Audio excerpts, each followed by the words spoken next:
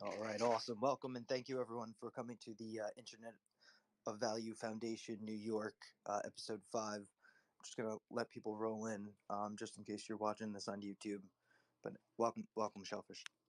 But hopefully some of them roll in from that conversation over there. I was actually enjoying that.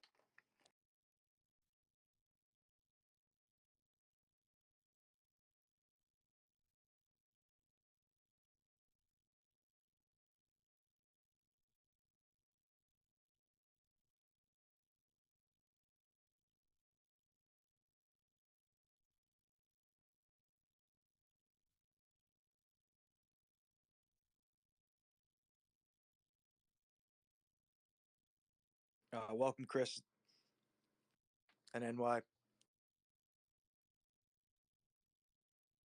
How you guys doing today?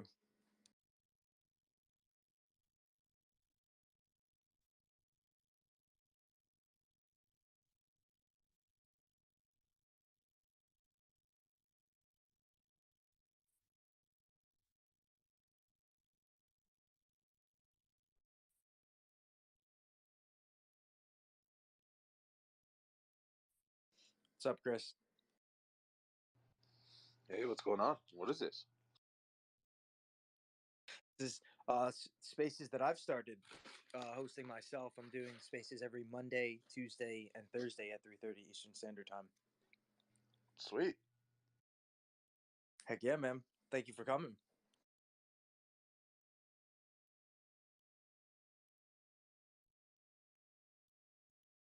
And so, I already told you though that I was starting the process of doing my own foundation, and it takes a couple months. I had to pay a company, but they have to file with the IRS, and they say typically it takes anywhere from like 2 to 3 months to hear back. So did that, and just kind of try and do my own show, but not as many episodes. I think it's a lot doing it 5 days a week as it is, as it was, I should say. Sorry.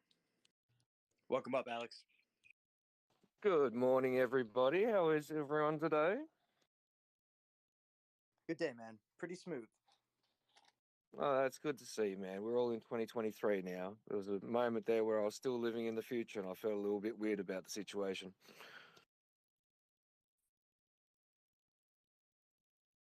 That's right. Happy New Year to everybody. Start of a new year, though. I don't personally think it's going to be a joyful year in the way of monetary functionality in the world, but uh, I do think it's going to be a very important year in human history. Maybe America could just catch up to the rest of the world first.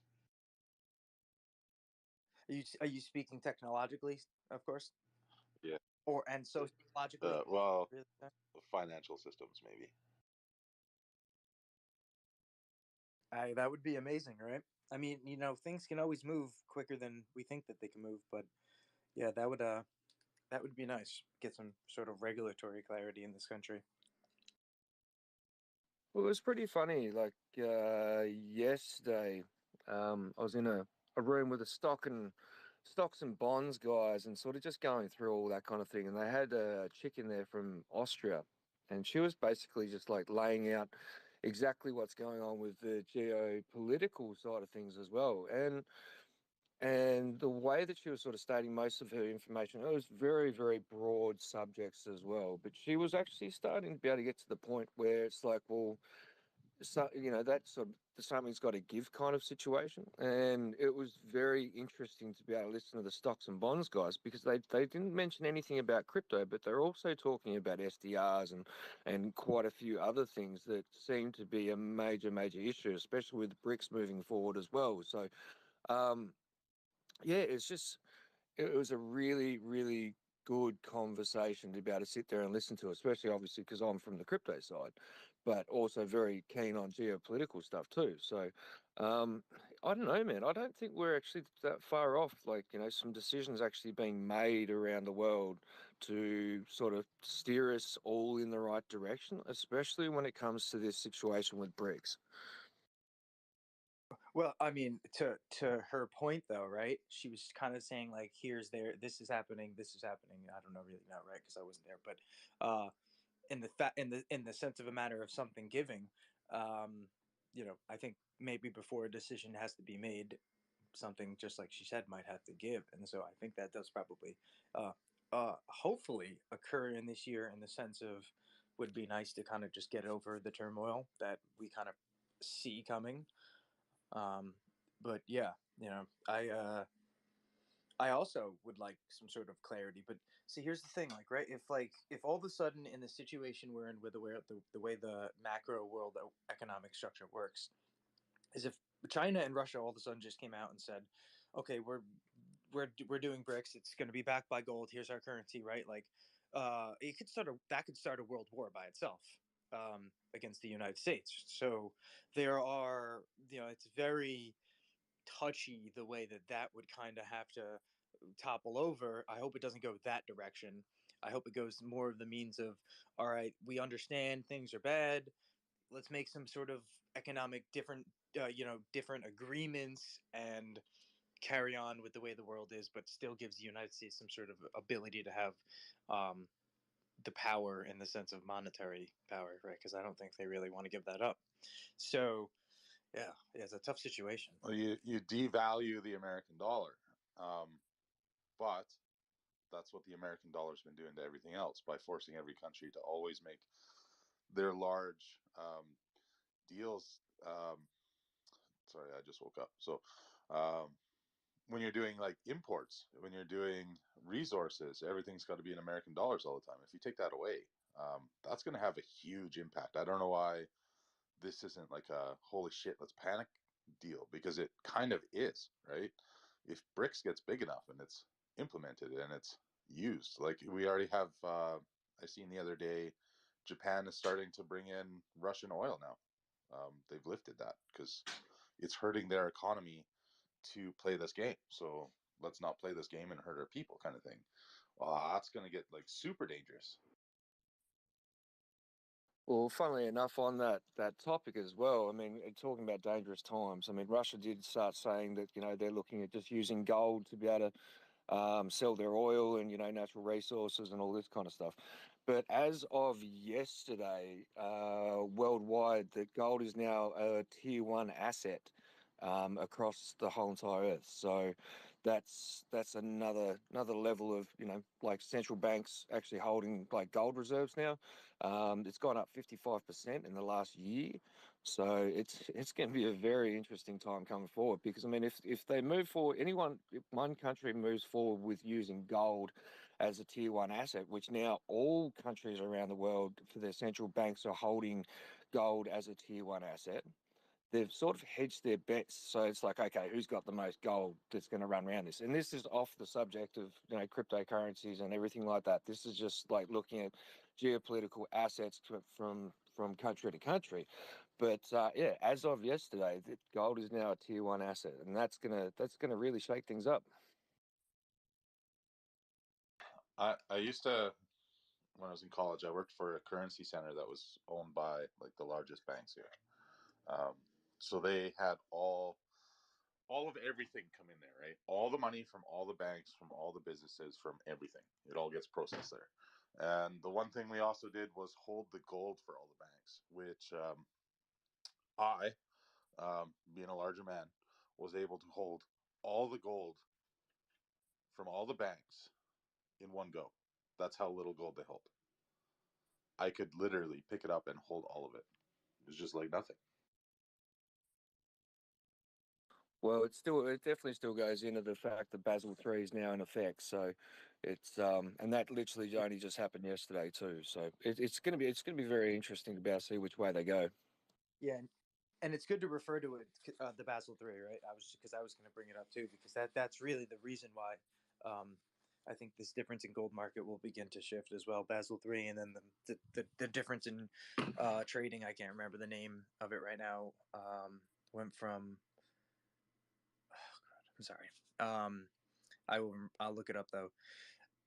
But yeah, I think the Basel III is going to make a huge difference, and um, the trading with the MiCA laws for information will be kind of push the assets to kind of go on much more, information friendly systems.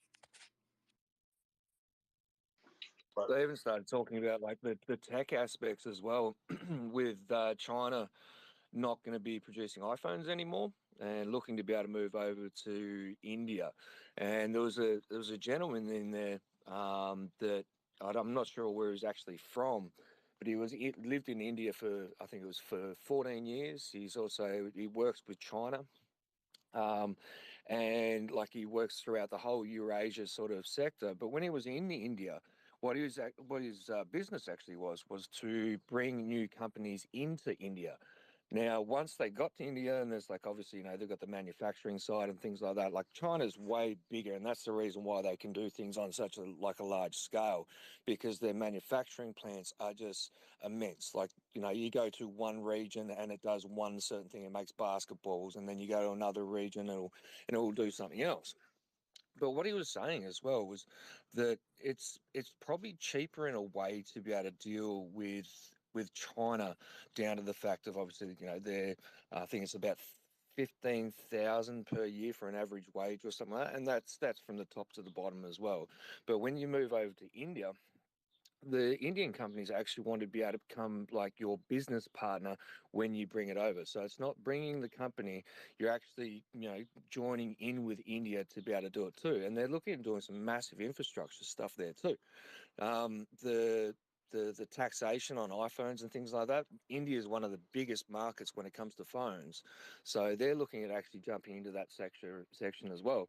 And I think that's really going to sort of like push the envelope forward, especially when it comes to cryptocurrencies, because of the fact that it actually everything is sort of interrelated in that sort of sector. I mean, we're still talking about tech, we're still talking about data, and yeah, they're very keen to be able to see if that actually happening.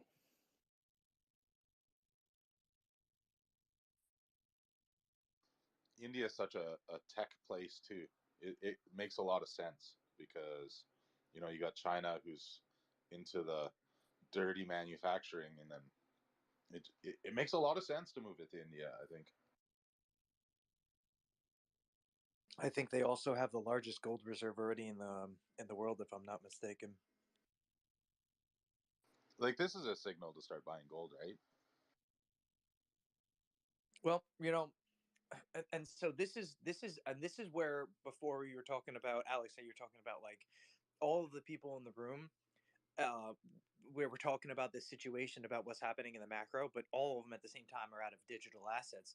No, and this is where I think it comes into such play, that where we are understanding this in this space, because even if gold were to come back as this very beneficial asset, it's not coming back in the same manner as it was in the means of the way it's tracked and traded. I think this is where blockchain comes in perfectly to enable this type of new system where it can be a multipolar asset world and have all of the assets be able to be represented on a ledger and traded with ease. And so that's, I don't think people realize that that kind of fixes a lot of the issues in the means of the liquidity, because it's what we're going to see is when wars happen, if the war happens, and even in the situation we're in, it's just drying up liquidity all over the place. But enabling the ease of the movement of liquidity, I think, is what's going to really solve this issue without a world war. Hopefully. Well, GateHub's Goldgram right now might be the safest place to store value on the XRPL, just because you don't know what the US dollar is going to do. You definitely don't know what XRP is going to do. Um, but if gold's going to become another boom, we have it here. We've had it here the whole time. It's even an asset in the Zum wallet. You don't even have to go find the trust line. Amazing. Well, that was sort of towards my point. And that's sort of the reason why I brought up, like, the discussion from yesterday too, is because it seems like we've almost got an opportunity now, like across the globe, to be able to say, okay, well, like everyone is starting to be able to stack gold. And obviously, we're not going to trade gold the same way that they used to do it. And I'm not saying that, everything's going to be backed by gold, but at least the central banks actually have something that, they can agree on a value. It's a lot harder to be able to sort of manipulate that pricing as well.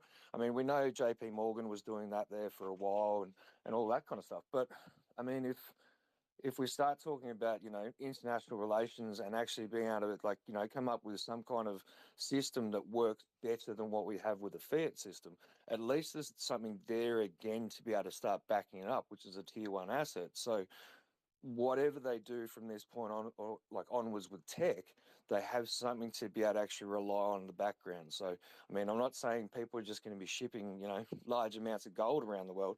It's probably going to be tokenized as well, because it's going to be a whole lot easier to be able to deal with that. But at least there's some kind of level of, would you call it like discipline to the system to be able to actually start making all these new, leaps in tech and, actually implementing some of these blockchain, solutions.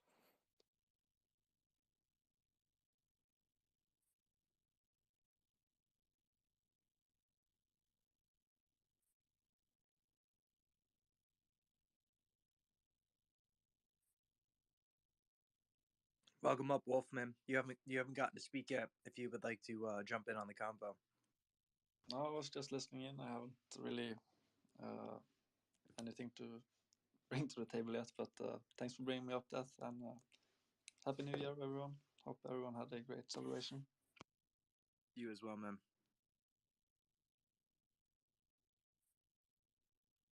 And Chris, I love how you how I talked about the tokenized asset, and then you brought up like a real world example that's been existing on the XRP ledger for, I don't know, how long has GitHub had the gold, the ability to buy gold? That's only been like 4 or 5 years, I think, right? Yeah, definitely longer than I've been here for. But they weren't the original one. I mean, back in the day when the XRP ledger first went live, there was actually somebody who was backed and audited, who was selling a IOU representation of their gold assets on that. I forgot what the company's name is though, and they're not around anymore. But there's also I also remember the names from before. They were LIBOR and CYBOR, the rate exchange types that will play a part in, I think, the exchange of value of gold worldwide.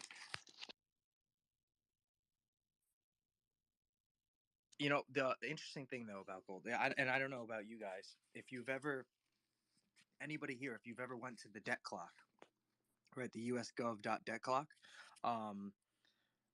if you look at what the actual prices of gold is supposed to be with inflation processed in, and liabilities, right? I mean, gold is supposed to be something like in $35,000 an ounce. I don't know. Do you think anything like that would ever happen? You think, Chris? I just know that my fullest kitchen cupboard has gold in it.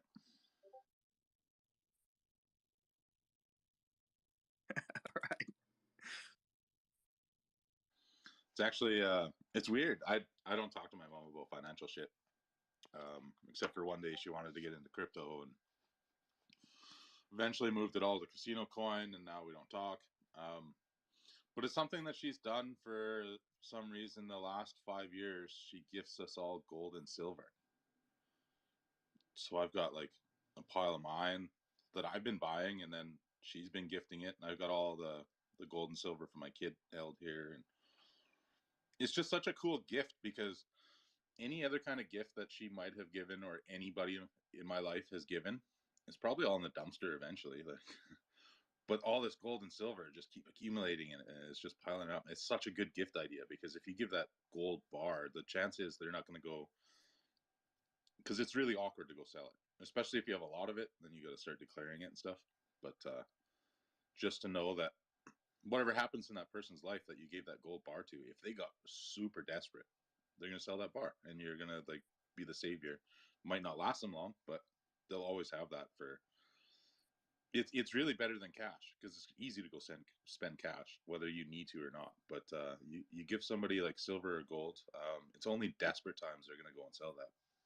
It's much better though to give some real value instead of all the people that just give paper money each Christmas. So I wish I had yeah, that's good of your mother, Chris, to think about that. These aren't big giant gold bars or anything. You can get them in like a.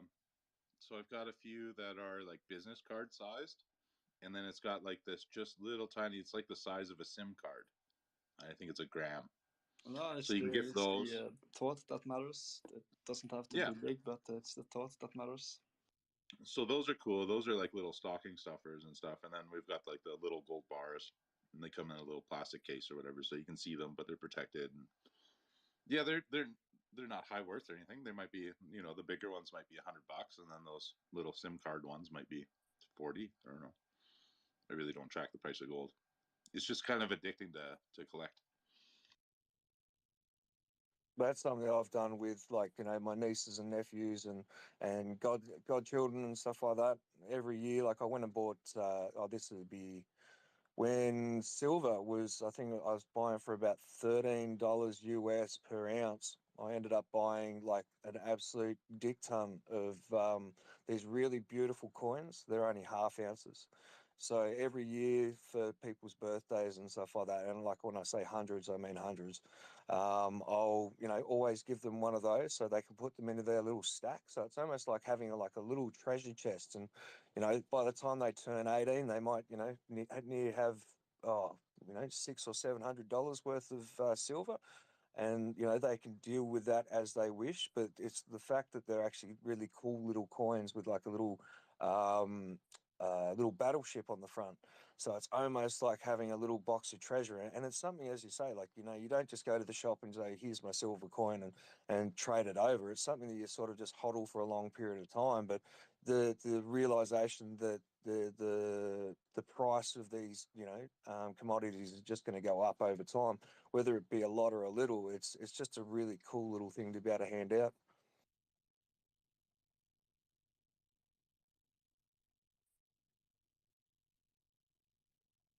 And later on, if you're gifting nieces and nephews, that might pay their first semester of college. Where if you bought them like a remote control car, that would be in the dumpster the next year. That's a pretty good point too. I mean, yeah. You probably don't get as much fun, but you'd probably get a whole bunch more memories when it comes to stacking something that has been like the semi structure of all our financial operations through from the beginning of time. Well, I find kids still have this like, this is gold. Like it's still a memorable thing, I think.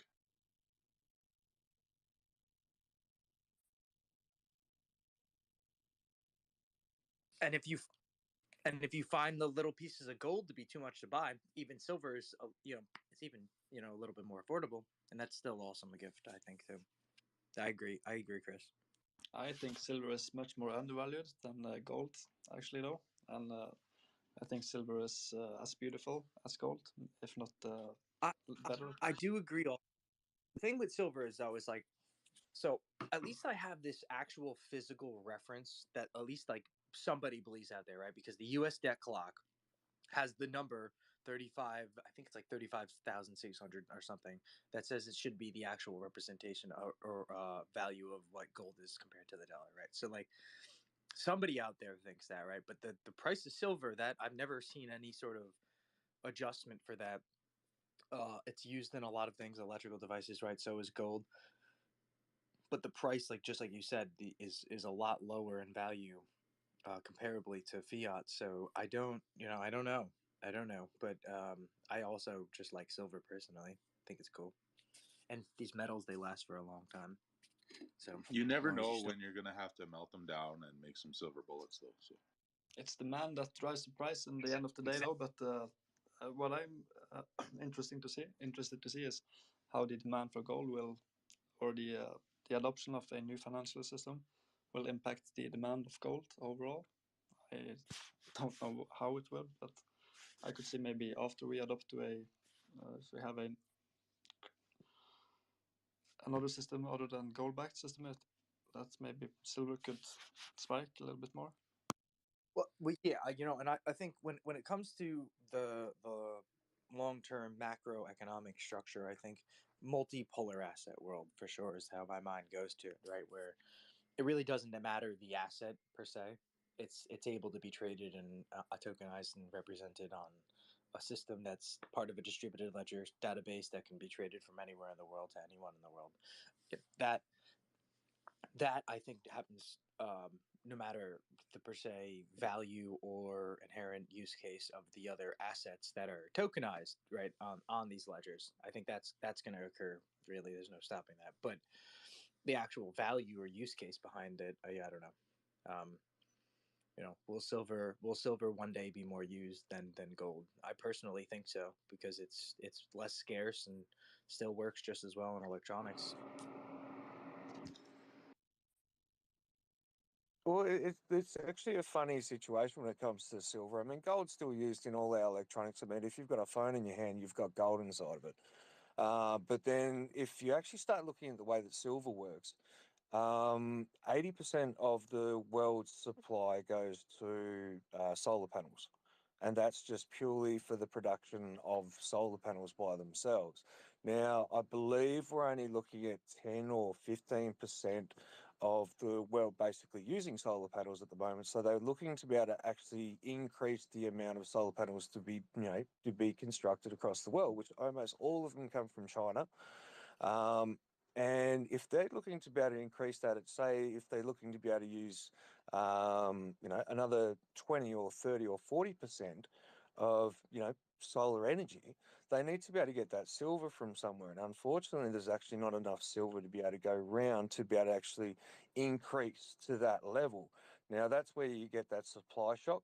That supply shock on silver will make silver almost unaffordable to be able to actually create those solar panels. I mean, solar panels now, because of the way that they break down, which is actually a massive ecological disaster, because once they're used, they're too hard to be able to actually break down and reuse again.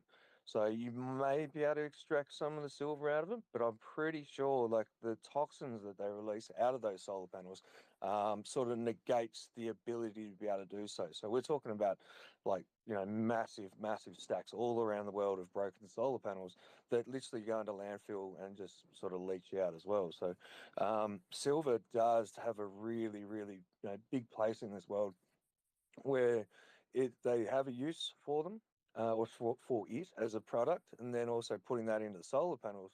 Now, if the whole world decided to be able to pick up solar panel usage, there's not enough silver to be able to make them all. So that supply shock will definitely come into the pricing at some point.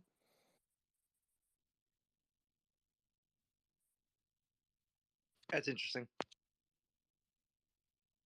I think graphene, in my personal opinion, will be used for a lot of electrochemical stuff going forward. Also, like solar panels and things like that, maybe too. One of the first industries that adopted solar panels was the oil and gas industry. It's actually kind of funny. Wait, what? Yeah, so since maybe the late 80s, early 90s, you want to have communications with all of your wells so you can tell what's going on without actually having to physically visit them. And those require power. And it would be silly to run power lines to them. Some of them have power, but they're like little generators that are running off the gas of the well. If that goes down, you have no communication. And then same with that, power's kind of dirty. And you're hooking up sensitive equipment, so you just hook up a solar panel. So since like the 80s, 90s, there's been a solar panel at every single well. And actually, I took a photo the other day. I have a well. Um, it's an oil well that also produces gas, that's flaring its gas off. So you see the fire in the background with a solar panel sitting there with all these pumps and a generator and power coming off the road. Like, just this disaster of energy creation and expenditure, when all of that stuff could be running off of that gas that's being wasted up the flare. It's just all these energy sources coming in. Like, it's got solar, road power, generator, like ridiculous. But yeah, it's fun. And this should be solved by carbon taxes. We pay carbon taxes to flare the gas, to run the generators, all of these things, right? But there's this equation, and the government sets it up on purpose this way. If you have to pay the tax, you pay the tax. When something breaks, that's when you look into, oh, is it cheaper to do the thing that they're billing us to do because we're not doing, right? So instead of flaring that gas, we should be capturing it. And because we're not, we're paying a carbon tax.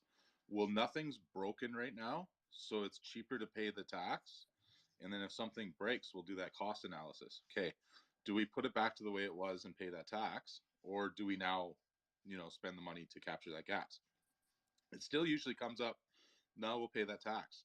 So that tax, which is supposed to be an incentive to do things cleaner, isn't expensive enough to actually take action.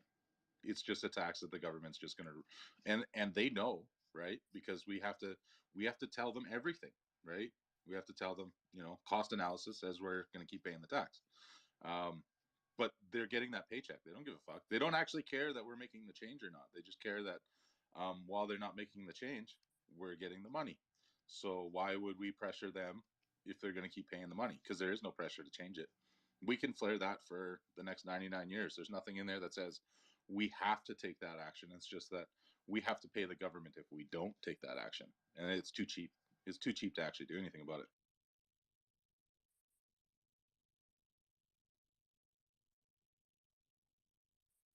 Yeah, it's like backwards processes with a lot of things, but I mean, they also brought in all their standards when, things were a little bit more almost gun ho, if you know what I mean. Like they looked at a process and said, okay, well, this works for now. Let's run with this. And obviously, someone was making a dollar out of it, or someone was trading some kind of value from that system.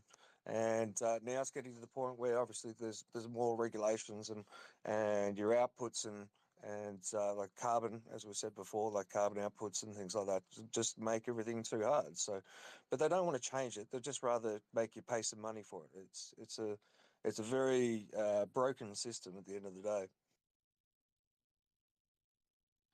Well, out of all, like, I don't know what the number is, but Canada flares a lot of gas, like an insane amount, right? Like, even my field with just a few wells were like massive fireballs, right? And it's not that expensive to like start capturing the stuff. Like, we could spend like, 12,000 a well probably to start capturing it. If the government just gave us that, we would do it, right? Because that happens once in a while. The government will say, well, there's this program if you do this, and we sign up right away, right? It's like you're giving out free money to do this thing to replace our worn out and broken shit that we keep running. And you want to make it more environmentally friendly. We don't care that it's environmentally friendly. You're going to give us money to fix something, we'll do it. If the government turned around and said that, hey, everybody flaring in Canada, we don't want you flaring anymore, so we'll pay whatever it takes to get rid of that. Tomorrow there'd be no flaring. So if you want to actually like make change, you just need to figure out, okay, why are they flaring? How can we give them something that makes what they're doing better, but at the same time we get to capture that gas and not flare anymore? That's how carbon issues should be solved, but they're not. They're just a tax, and they're making income out of it. They're not actually affecting any kind of change. The change is there to be had. They're all willing. There just has to be an incentive to them because you know, still bottom dollar. And if they just got to pay a little to flare and they don't have to spend any money, they're going to do that because they're producing anyway, right?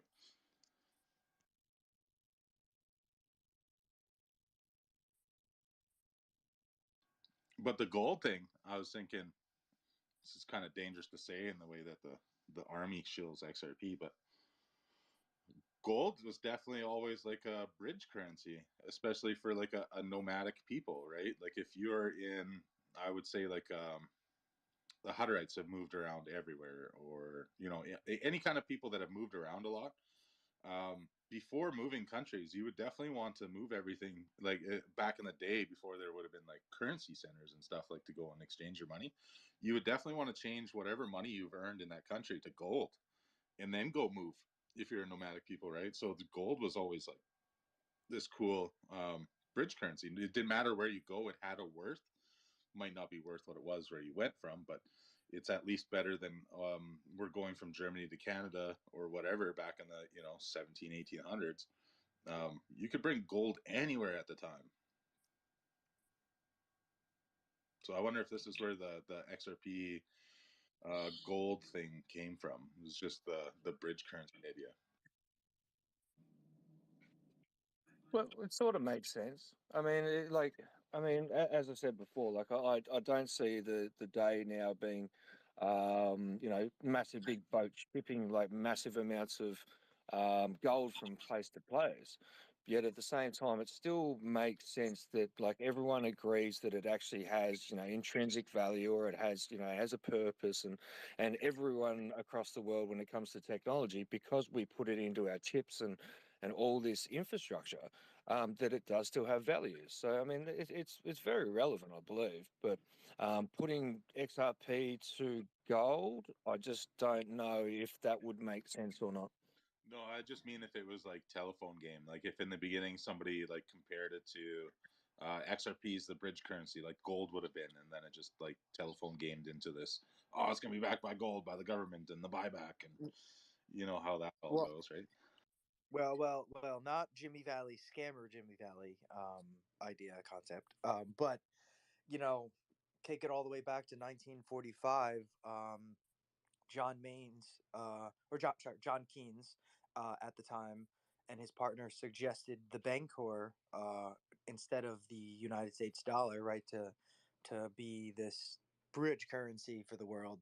But the technology wasn't available at the time. So I mean, I guess I know it really depends on who you're talking to, because maybe a telephone from all the way back then, in a sense, I guess, to have a bridge currency for the world. It's really popular in the whole the shit hits the fan kind of group, right? Where the everything's gonna fall apart, everything's gonna get looted, things are gonna turn to shit for 5 to 10 years, so we got to prepare for it. And there's this whole idea that when things get put back together, money would have no value because it would have been redistributed in negative ways, right? Shit hits the fan, you're robbing banks, you're robbing grocery stores, this money is going to be in the wrong hands and not distributed properly, and it's not going to represent what it did. So if you're preparing for everything to fall apart, gold is still going to retain something. It's the only thing that's going to retain something, because if you hold a pile of cash and society falls apart for 5 or 10 years, there's going to be a new cash when that's put back together. Yeah, I mean, it happens every 100 years for sure. Go ahead, the elephant man. Welcome up. Thank you for coming, dude. Yeah, thanks. It's not a far fetched idea to have a diversified portfolio in gold and silver. The a lot of people that I ran into, particularly the Indian community, it's a staple at weddings that you give a gold coin, at a wedding to and then you notice that the female wears the female wears the family worth, and they have the concept of, well, just like what was stated earlier, that if they have to move, or if they have to go on a run, they can carry all their wealth with them, instead of the denominated currency in which that's collapsing at the time. So that's not a far fetched idea in a lot of these communities. And if you look at the ratio of gold to silver, the actual ratio of gold to silver is supposed to be 4 to 1. Now it's been suppressed. I know J.P. Morgan had a lot to do with that.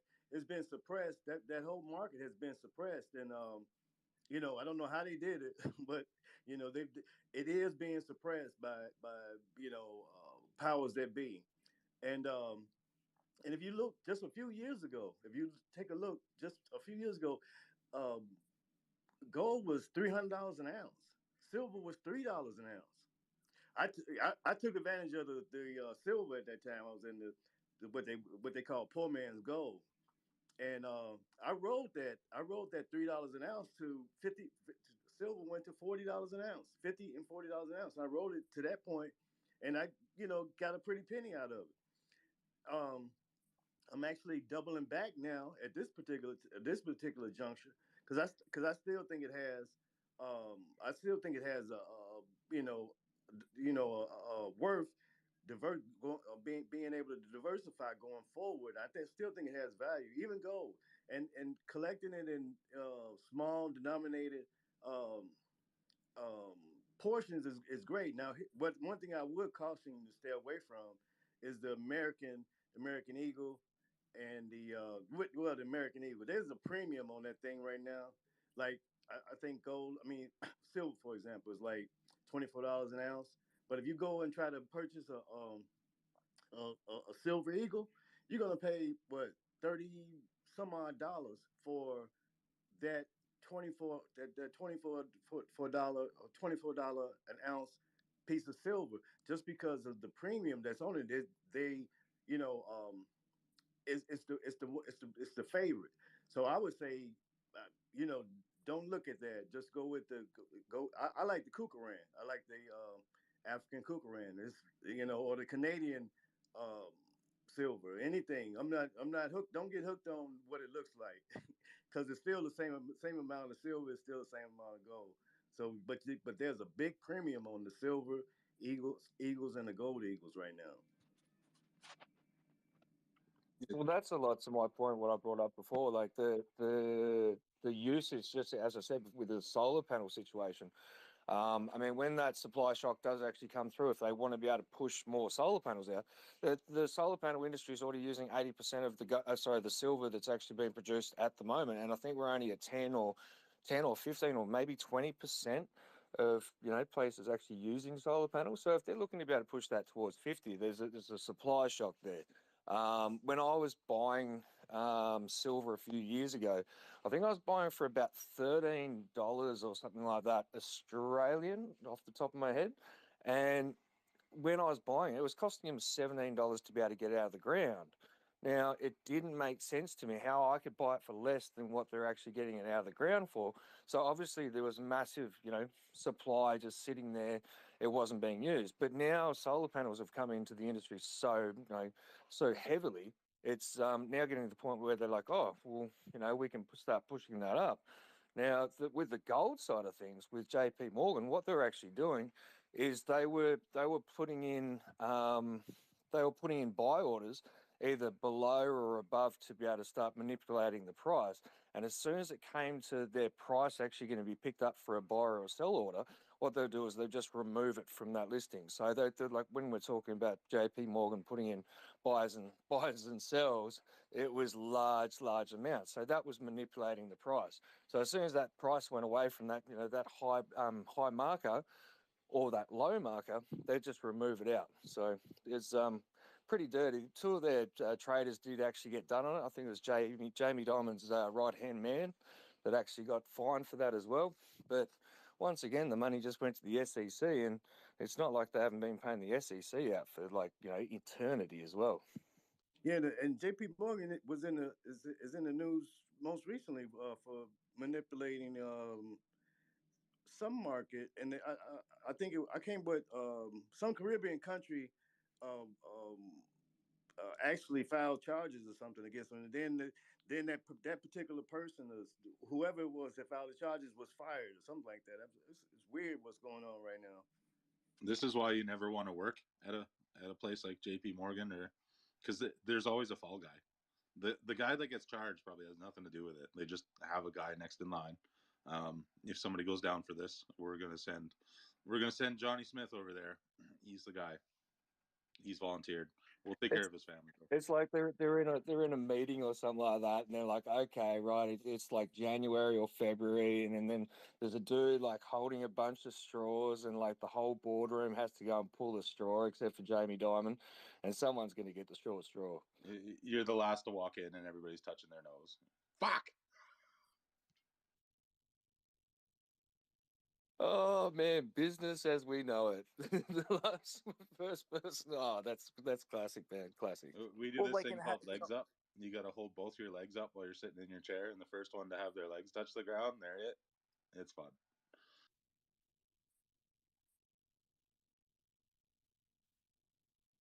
Oh man, that seriously broke me just then. Oh, that's classic. Well, and this is why nobody ever goes to jail, because you have this big corporate structure, and authorities come in and they say, "Oh, who did this?" And they're like, "Oh, they did. No, we didn't. We didn't. They did." And then you're like, "Okay, well then, there's nobody to blame." Okay, well, you guys at least pay this fine, right? Yeah, we'll pay the fine. Okay. It was J.P. Morgan benefiting from the trafficking for Jeffrey Epstein, um, and so that's what happened. The news went by.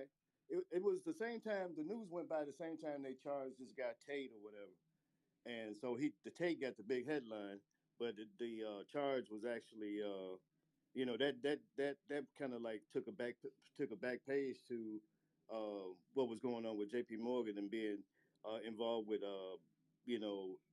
Jeffrey Epstein benefiting from the sex trafficking sort of thing.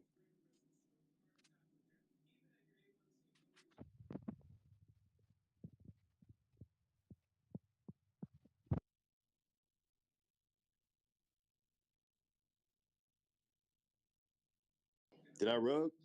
No, you're good. You're good. It just went really quiet after that. Yeah, Didn't know how to segue sex trafficking. yeah, it is. It's unfortunate. It's an unfortunate world though that we live in all the time, right? But um, hopefully, the direction that the world macro situation is going in the end, becomes much more of a transparent and open world that we're living in. So I see you have AI in the chat title, and I'm curious, what happens to the financial market when ChatGPT has access to current knowledge rather than 2 years ago? I'm gonna be Right. I'm gonna be betting on sports. I'm gonna be asking it what to invest into next. Like it's gonna be like this super insider AI trading. And that's GPT-3, right? GPT-5 is already something that exists. So to think about when the public gets their hand on such sophisticated systems that are able to comprehend all of this accumulated data and try and give its best educated decision. Because don't get me wrong, you can still ask chat GPT things some things. It'll get things wrong. Wouldn't go betting the farm on it, Chris, all right? But yeah, I mean, truly the infinite amount of unfathomable questions and analysis that it'll be able to kind of comprehend and put together for people on an everyday basis is it's already remarkable. The way I see it being used would be the sports betting is an easy one, right? Like you could analyze yesterday's game if it had access to it. But if you had some sort of insider information and it has all the information up to today, and you're able to feed it that extra information and say, hey, what is the outcome of this thing that is going to happen next week? And have it actually like try and come out with different outcomes and the possibility of each, and being able to bet on what it is coming out with an outcome. um, I mean, that's a powerful tool, especially if you have that extra little bit of info to give it. Yeah, I'd say that's exactly what it is. It's a tool, right? It's and this is goes to something that we as humans do, right? What do we as externally as external units, right? We essentially only build tools that make our lives easier to survive, or increase the joy and happiness is real. Or more difficult, depending on your motives. What'd you say? Or more difficult, depending on our motives. Yeah, more difficult for some. Yeah, maybe. But so it's this interesting tool. It's just hopefully is used in the right ways, right? Not the wrong ways. Now, I have already talked to multiple people, and this is like a handful of two handfuls of people that have said they've used GPT, chat GPT to write articles and essays for themselves in school that weren't able to be going to be plagiarized. And so, I mean, this thing is literally already doing the college work. I mean, what it's just like at this point, what's the even point of going to college and writing essays, right? If you already have Chat GTP to do it all for you. Ooh, I would argue the opposite. I know it can be used that way, where it's doing your work and you're not absorbing anything. But I've been using the shit out of it since it launched every day, using it to fast track learning Python and kind of polishing up some JavaScript that I've made in the past. And it's a great tool for learning because you're not embarrassed to ask it questions, and you can keep asking it until it's able to answer it in a way that you finally understand. It is a great tutor. Exactly. So why even go to school? Can't you just say, hey, Chat GTP, can you write up so and so's semester of what you think the accumulation of data that I'm going to be able to learn from them? I mean, what if it types you up the whole I think semester worth of work? school's always been this structure, right? You're going to go in there, you're going to learn this subject and all of these different areas of this subject. And there might be some, you know, what would you call it? Whatever. But anyway, that you have that structure of things to learn where when I'm not in school, I'm just learning on whim, right? I want to make this thing. I'm learning how to build this one thing, and when I run into these things, I'll learn those things. I don't have like the core fundamentals of JavaScript, but I can make you something in JavaScript. I might have to go learn some things, but I'm missing all of those fundamentals, and I think that's what school gives you is we've laid out a curriculum, and you're going to learn what we feel is necessary for you to go out there and be this thing, whatever you're going to school for, right? And then, like I said, this makes a great tutor so that you're not stuck on something. You're not paying an expensive tutor. You're not taking up resources. You can go home with the same material as everybody else. And if you have troubles understanding, you have this awesome tool to sit there and not be embarrassed to ask these questions and just keep roll like as long as it takes you. It might take one person one question to get a clear answer. The next person can ask 100 questions before they understand and then finally grasp it, and they can both go to school tomorrow and move on to the next subject without holding everybody else back because they didn't understand something.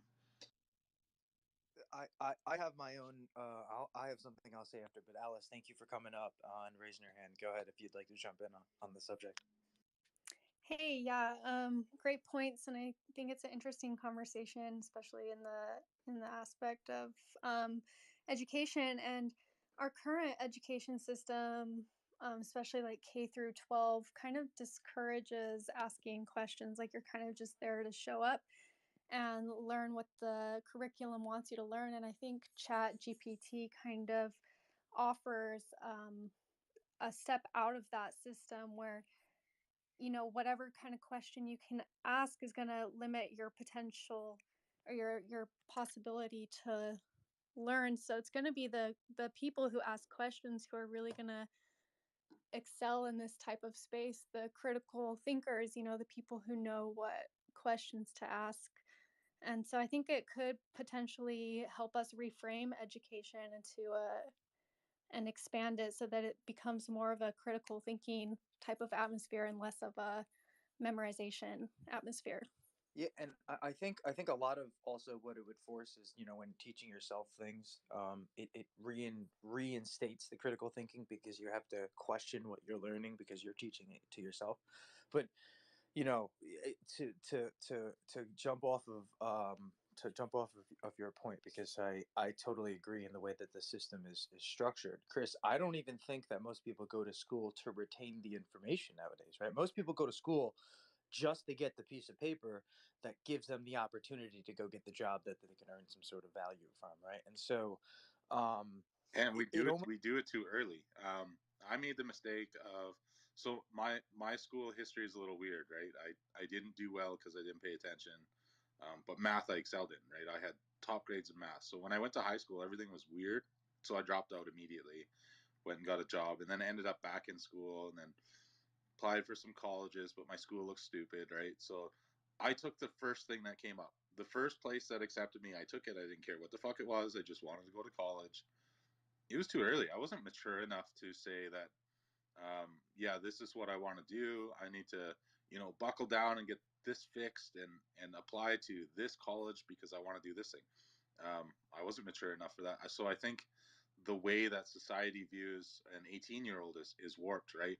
Oh, they can drink and drive and they can do all these things. They can live on their own. They can choose what they're going to take in college and they can put themselves in this huge amount of debt. Shouldn't they like figure out who the fuck they are first? And shouldn't we embrace more 30-year-olds finally going to university, becoming what they want to be, and putting in like a good 20 years of work and then retire? Like, I think this all needs to change. And I think 18 is a terrible spot to tell somebody, I hope you have it figured out because it's time to go into debt. I think it's terrible. Well, this it kind of, societal wise, right? Sociological, it kind of does go into the way the school is, because the whole concept of reason of why you're not prepared by the time you hit that age, right? 15, 18 years old, is because you've kind of had this cushion, right? I go to school, I come home, I feed myself, right? You've lived this cushiony life, and so you've never really felt like the need. This is why also we have, if you talk about like the Asian population, right? The way that they process data, right, is only to increase the knowledge base of what they are trying to learn for the particular subjects they're trying to learn. And it's because it's been instilled, like they've had to work really hard, where maybe us in our Western society, we kind of had this lax mentality behind it, and it's kind of it's created this little cycle of the instant gratification, right? If this data isn't making me feel like happy to accept it right now, well, I'm just not going to accept it, and I'm just going to keep going on with my day because I can. Um, but I like how Alice said it before. Like, it almost reminds me of the way they do it in Europe, where they kind of particularly find like a subject that you kind of like, and then try and advance you there. Where you could, if you were like dealing with ChatGPT, you could be like, well, I really like farming, so teach me about farming stuff, and I can become an excellent farmer mathematically and intellectually, and then I can go out and do it myself in the real world, or computing, or just like how you said, for coding with JavaScript. And I think like all of those possibilities are easily capable, without the inherent structure that school is of existing in our country today. I mean, the one way that I've always looked at the schooling system as well is that, I mean, the ideal of having a curriculum that they need to be able to get out to for you to be able to go through the processes of what you'd be expected to be able to do inside of your, your job that you're looking to be able to do in the future as well. So it's not so much that they're trying to be able to teach you, like, the ins and outs of a subject. They're trying to be able to give you the almost like the railways to be able to get to your end goal of getting a job, and then actually learning the subject from there. There's no point having someone like, say if I'm a CEO of a company, I'm looking to be able to employ someone, and then I just look at their curriculum vitae or their, their schooling career. It's like, oh well, they didn't try in school, they didn't turn up, they didn't turn up on a Monday, they didn't turn up on a Wednesday. They were really, really smart people, but at the same time, they did not do the process of what I expect for them to be able to do as an employee. Now, being able to do those, massive big essays or examinations, or whichever, is just showing to be able to put someone under pressure, seeing what they'll actually do at home, and see what the actual outcome is going to be at the end of the day. Like, it, the system wants to be able to just give you the tools that you need to be able to show your employer that you can actually just do the work. That's all they really need at the end of the day. And as you say, with the GPT chat, that's gets giving you another aspect of learning, that you can actually like decide what kind of information you're looking for, and then just keep twisting that little bit of information to be able to actually get some decent answers for yourself. Probably not so much for, for the schooling system itself, but for you as personal learning. I think it's a massive asset. Yeah, and I think that kind of just it shows again that like I think we're moving into a future where it's going to be a lot less of the doers. Like, you're not so much going to be having to do the things like now, school kind of brings you up to make you a doer. And I think moving forward, like the AI is going to have an opportunity to fill a lot of those doer shoes. And so that's where the critical thinkers are really going to be able to shine and succeed moving forward, asking the right questions. And being fluid, I think, is going to be really important for the future. Like, I don't see a future where we work the same job for like 20 to 40 years like it has been in the past. I see a lot more fluidity in the way that our jobs are structured.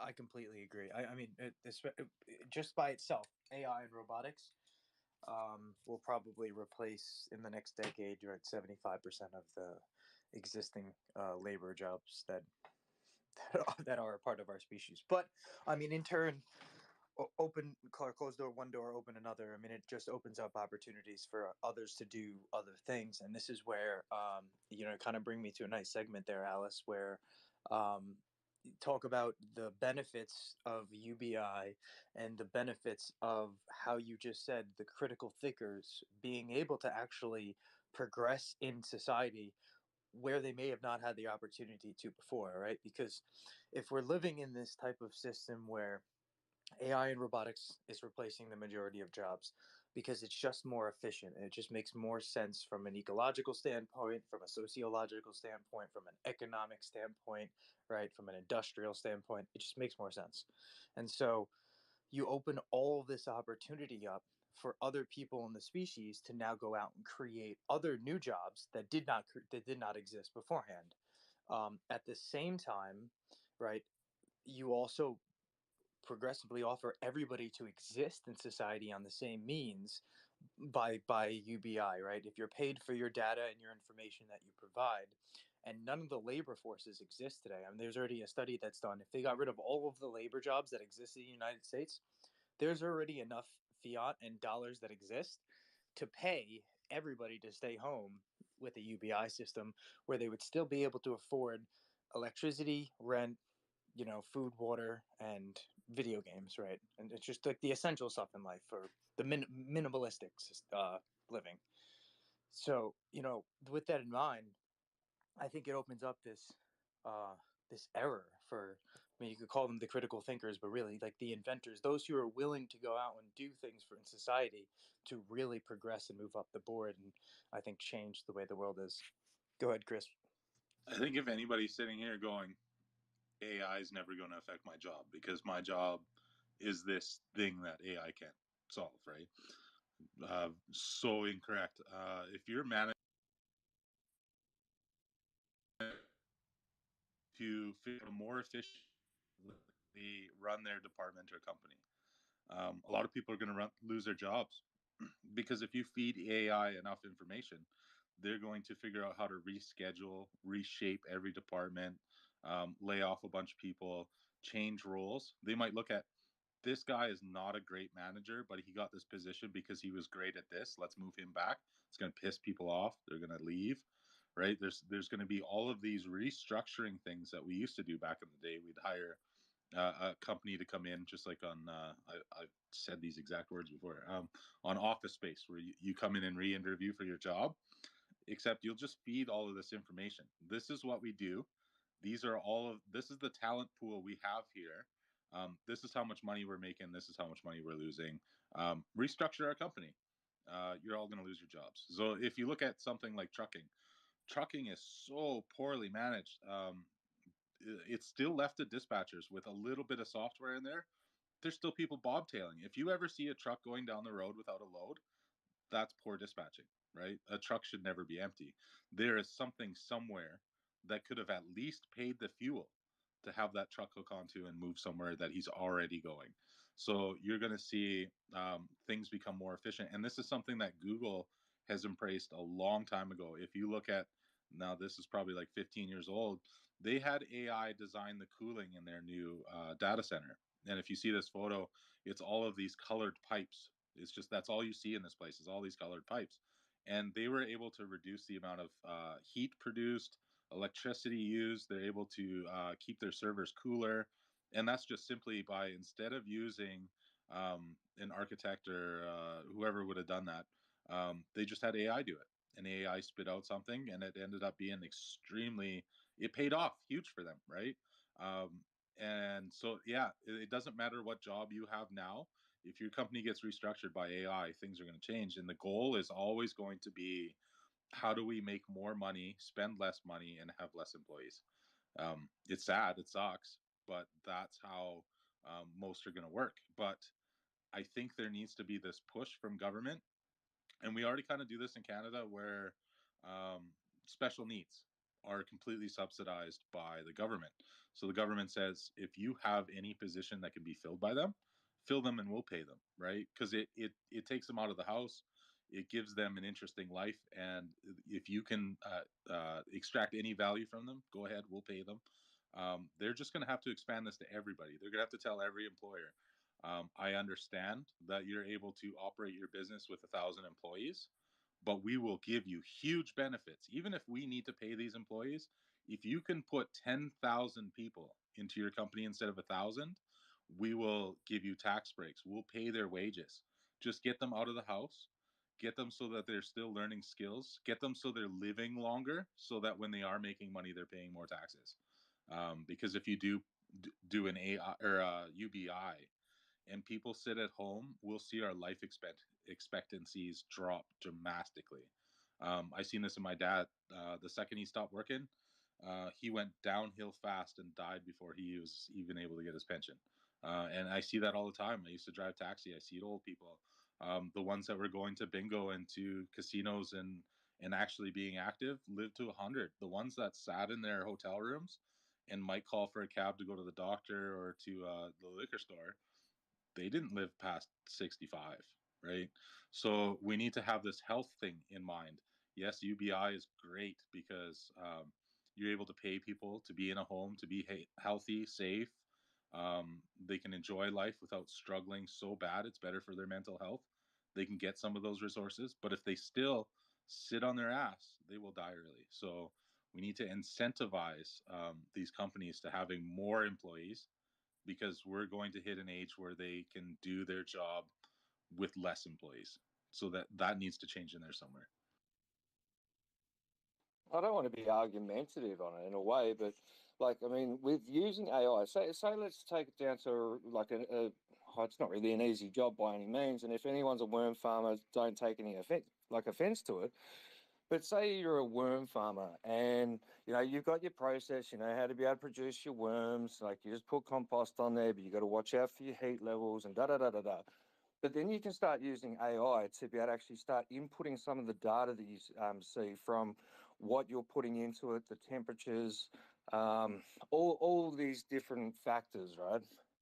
And your normal workday was 8 hours or 10 hours or 12 hours. But by using that AI and actually going through its database for it to come up with, better and easier solutions for you, you'll probably have more time on your hands as well. So whether you go and put that into, growing your business or having more free time to be able to play with your kids and your family and go out and do the things that you really like to be able to do, it's going to take a little bit of the personal strain off you too. So some of that free time sometimes is a good thing, sometimes is a bad thing, like you're saying with life expectancies and stuff like that too. But the people that really want to go out there and push themselves will be able to use that technology to be able to actually further their efforts in what they're doing.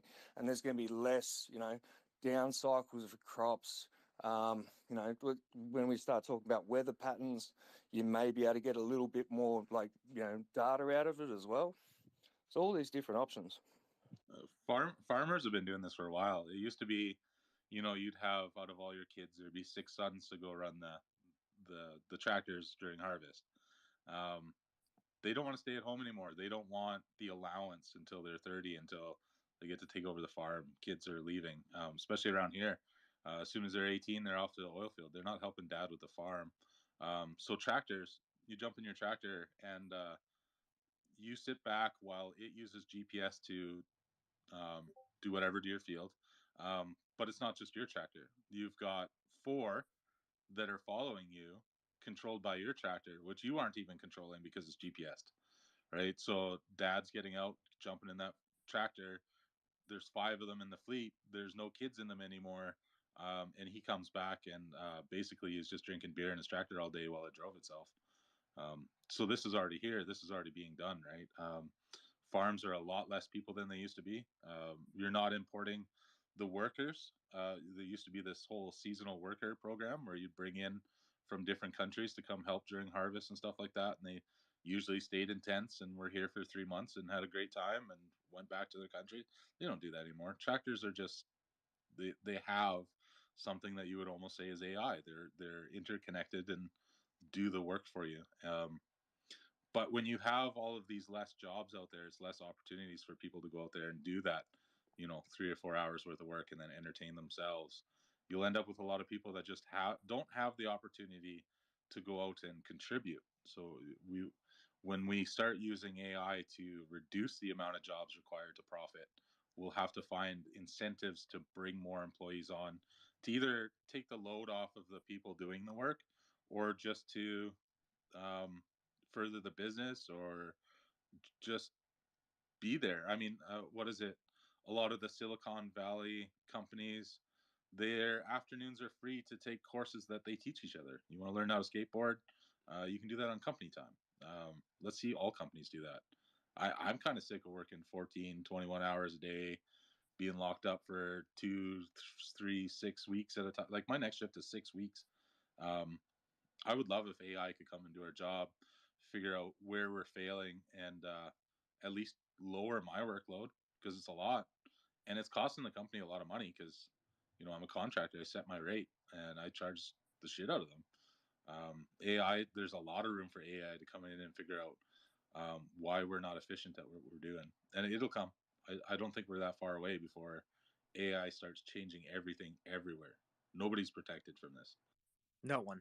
Literally, there is not a job that exists today that can and probably will not be replaced. But like I said, also, right, when one door closes, another opens.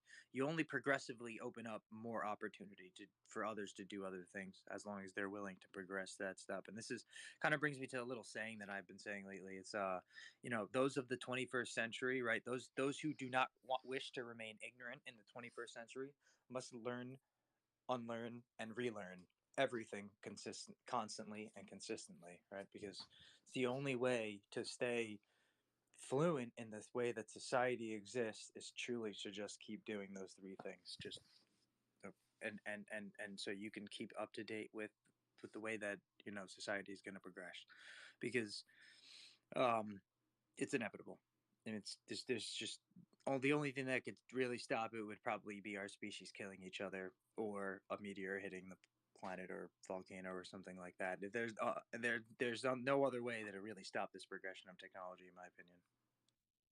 Death, you wouldn't be referencing like the precipice of a Cambrian explosion. You love when I use that term, but yeah, and I think timeline wise, right, when we see the Cambrian explosion, it would probably be, in my opinion, right around like 2027 to 2032, right on that precipice of AGI, when artificial general intelligence truly becomes a reality that everybody in society has to say this exists. um I think the just the interconnected of things by that point in time will allow these units of processing information to make everything in society much more robust and reliable and accurate, efficient, just everything. It truly it changes the construct of the way that society exists.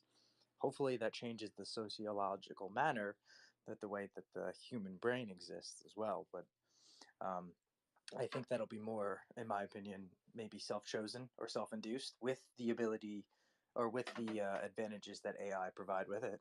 Like, to say that you are just a subject of all of the input data that you've ever accumulated in your life. Well, I can come into your life if you're in the grocery store, right? I can come into your life and input data that you may have never wanted to receive or process, and you think a certain way because you've had that reaction to the data that I've given you.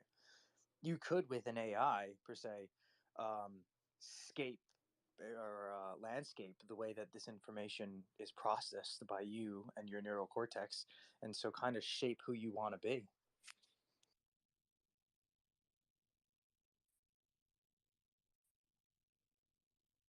Yeah, if you could just maybe get rid of my ADHD, I'll pay for that. Thank you. I think most problems like that, unfortunately, are probably caused by things like preservatives and food dyes and GMOs and all the unfortunate things that our society is kind of induced onto ourselves and into our ecosystem or our biological matter that exists right now. But cool thing is with the advantages of AI and tech like nanobots and robots and surgical devices, we can um, fix the inherent difficult problems that we've caused for our body and society, in my opinion. Do you remember? I think it's still a thing. The product Soylent. It's a meal replacement. Yeah, I know the name. I can't think of it off the top of my head what it is though. Yeah, it's named after an old movie called Soylent Green, which is people.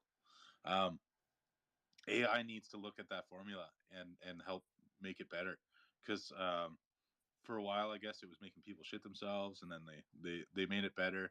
But it's basically every chemical that you need. They try to use that chemical, right? So if you need iron, they're actually putting iron in it.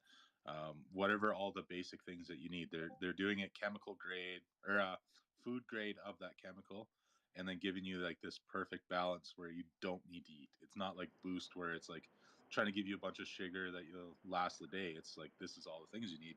I really want like a perfect meal replacement that'll make me as healthy and energetic throughout the day that I don't need to eat food and thus not have to use the bathroom as often as well.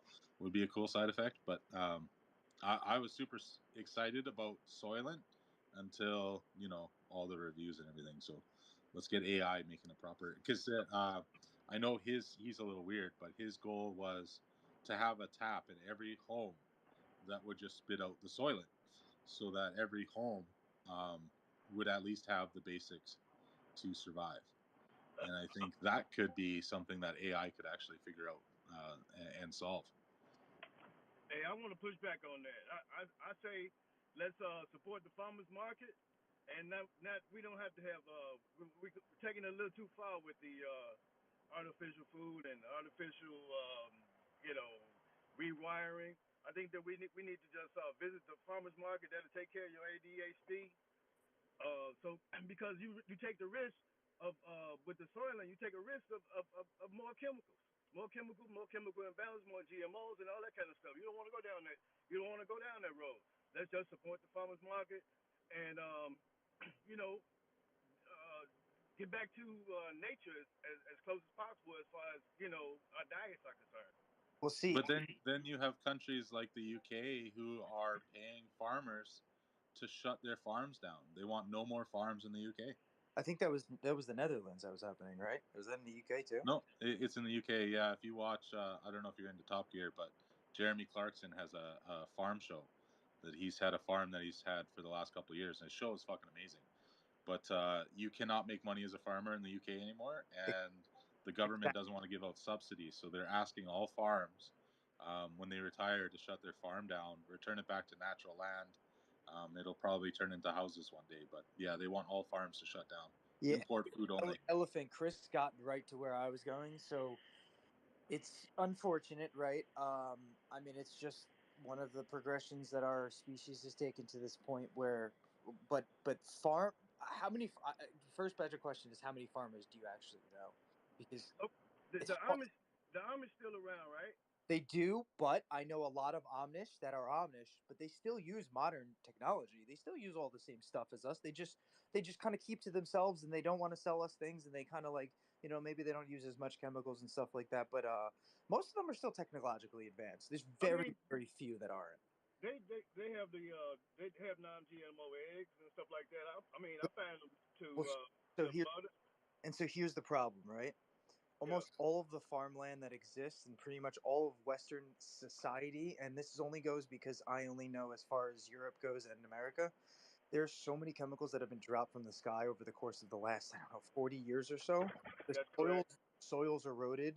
Even if it's non-GMO basically just means less chemicals. It doesn't mean no chemicals anymore because there's nothing you can do to get away from it. Right? The soil has lead in it and mercury and glyphosate, and it is just it really is unfortunate. And I think we're at this point. This is where I kind of go like to why I think we forced almost to have to change, because if not, I think the majority of our species will kind of just fall off. We'll end up dying out because of the inherent problems that exist nutritional wise. We need to upgrade the being or the body that is essentially consisting of the energy that or in consciousness that we kind of drag around, right? Or is of the organic, say, right? But Okay. Okay, but the Irish have the Irish have research and data and experience with the Irish sea moth that and that's the what the last place that hasn't been affected, the the seabed with Irish with seaweed and stuff like that, and it is supposed to have all the nutrition that we need, like Irish sea moss. Yeah, you're right. You're very right. And there are a lot of things in certain plants in all places over the world that offer these like incredible nutritional benefits that right could stop cancers in most cases, things like that. And you should eat guinea pigs instead of beef. Wait, what's wrong with the guinea pig if you're hungry? No, you're supposed to eat the guinea pig. Yeah, I'm just kidding. For the amount of water and food that they produce and how much gas that they put off, the guinea pig is the most efficient. It's a strange metric, but um,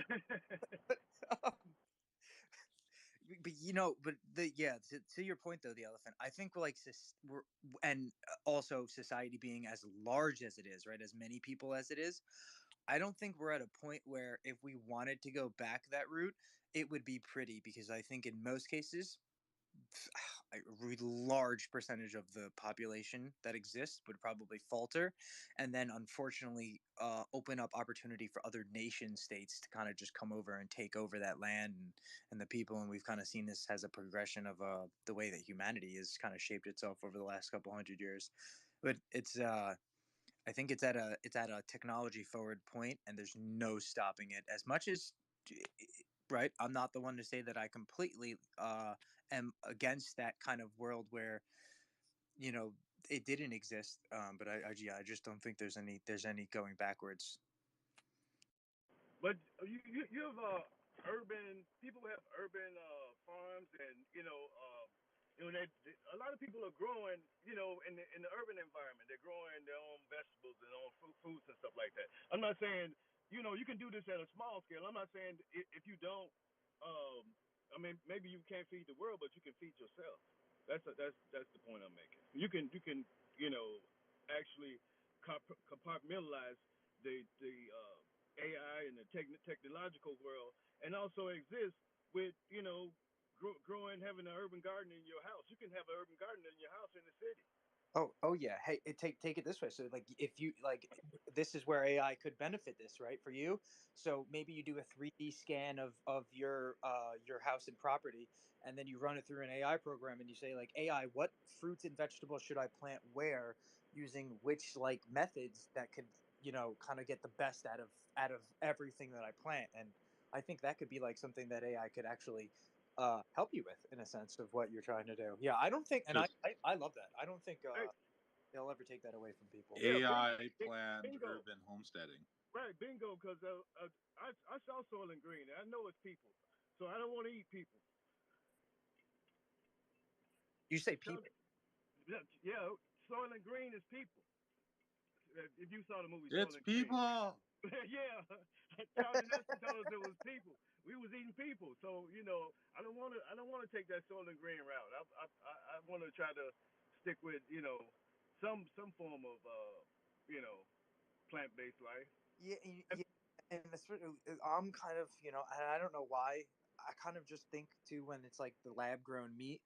I'm kind of like, I kind of still want the cow. I don't mind having to do the proper preparations to, you understand that the cow grows up and you have to kill the cow, and then you get the meat from it, right? You thank the cow, right? It's giving you life because essentially the meat that you eat will give you energy. And so one from one source energy to the next in my mind, right? As long as you do everything in a humane manner, I don't know if I fully like can conceptually get over the lab grown meat, but it's supposed to be the same, right? Protein isolates the same type of molecular structure that is of the meat that you would eat from the animal. So I don't know. I think We don't need it. We need to get over this beef addiction. The amount of land they take up, the amount of water that they take and you're right. pollute. The beef is not good for you, right? It's not a healthy thing to do. The amount of methane they put in the air, the amount of transportation it takes, the amount of processing. Well, I will say Um, it's not healthy it, to eat on a regular basis, but the cholesterol that can come from beef and other meats are good every once in a while, like maybe once in a month kind of thing, or once every 2 months kind of thing. That is that's normal. Our bodies have kind of gotten used to that over the course of at least the thousands of years that we know it, of. yeah, But I don't know that it's. I don't know that that hamburger, that steak, is really worth the impact that that cow has on the planet. Is It is a lot of land that it takes up that could be producing other food. You are right. And the water's being contaminated, and it's just it's a high cost. And now that we're at a population that we are, it's kind of wasteful to have that steak. I would say this. I would prefer, if I was part of the species, if I could be part of the ones that we skip the eating of the weird foods and we just go to a renewable energy source, so we can almost power ourselves from actual energy, where there's no need to like digest food, or in the sense of like trying to get the where we get our energy from. Can we skip that? Because I don't know if I'm going to enjoy like the eating the weird, like, you know what this eventually turns into, right? Like you put the pill in like the little machine and all of a sudden there's like a meal there, but it's not really like a meal. It's a meal, but it's whatever you molecularly designed it to be, kind of thing, right? Well, I want the guinea pig salad with cricket croutons. Yeah. I'm all for it. Right. Though, to be fair, I posted a video yesterday about some of the new things that happened in December of robotics and AI, and one of the things was a tube that you could put in your mouth while you're eating, and so anything you want to taste. I know you're putting it down fridge, but think about it, right? You want that McDonald's burger, but you got a piece of toast, right? You got to do you got to deal with the piece of toast, but you can trick your brain and think that you just ate a McDonald's burger, right? And so I'm not one for fast food. I was just using an analogy. I'm sorry, uh, but the logic behind it kind of makes a lot of sense in my brain. It's almost like, well, then it doesn't matter what you're eating because you can eat anything you want at that moment, right? Anything your brain really desires, you'll get the craving for. It's like sitting there with a Hungry Man microwave meal, eating it with a VR headset where you're eating a steak. Yeah, and that you think you're eating the steak, and these are not just regular mashed potatoes in the Hungry Man. These are 5-star golden topped mashed potatoes from a famous restaurant in Paris, right? And so, yeah, the Yeah. And Salt Bay is serving it to me instead of my ugly wife. I mean, I'm all for it. if it's virtual reality, I guess it's possible. I just realized that we just hit that 5 o'clock mark. Wow, today was Chris. I really thank you for coming on, man. This was an excellent conversation. I really enjoyed this space, and I thank everybody for coming. Of course, who comes to listen and comes up to speak. I plan on doing these, keeping them coherent. Right, Monday, Tuesday, Thursday, 3:30 Eastern Standard Time. I'll be here. Going to try and keep it around an hour and a half. I didn't even realize it was 5 o'clock until right now. So that's how amazing this conversation was today. But I thank you guys all for coming, and look forward to seeing everybody here tomorrow, 3:30 Eastern Standard Time, hopefully. Every space needs a little cat butt. Yes, you can come to every space, Chris. They do. See you, Elephant Man. Thank you for coming.